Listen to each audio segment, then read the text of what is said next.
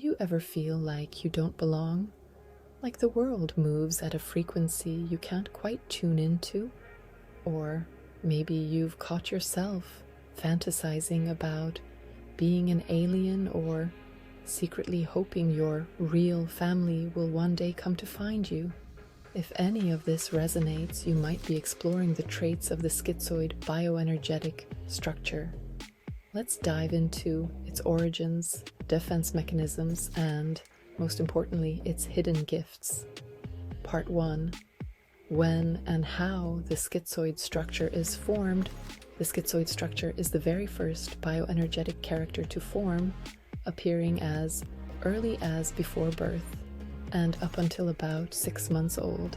At this stage, a baby's most essential need is connection.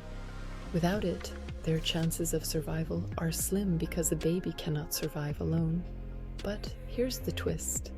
The schizoid structure forms not necessarily from actual rejection, but from perceived rejection.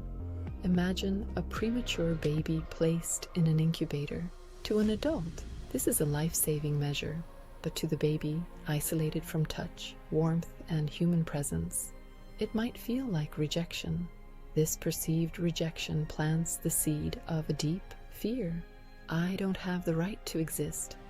Part 2. The core split. Survival versus expressing needs.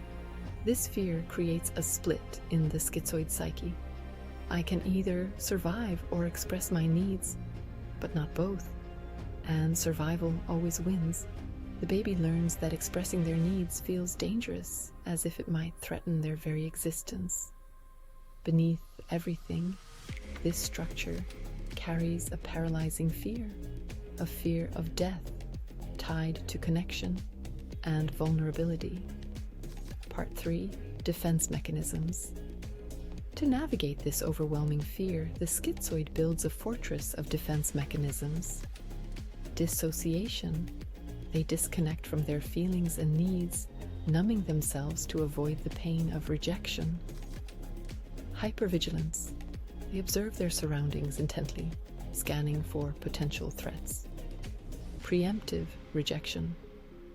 If they sense they might be rejected, they'll reject others first to avoid being hurt. Part 4. Emotional, mental, and physical characteristics. Let's talk about how this plays out emotionally, mentally, and physically. Emotionally, schizoids are deeply sensitive, but often detached. They crave connection, but fear the vulnerability it requires. Mentally, their thinking is sharp, creative, and often idealistic, seeing the world in clear, black and white terms.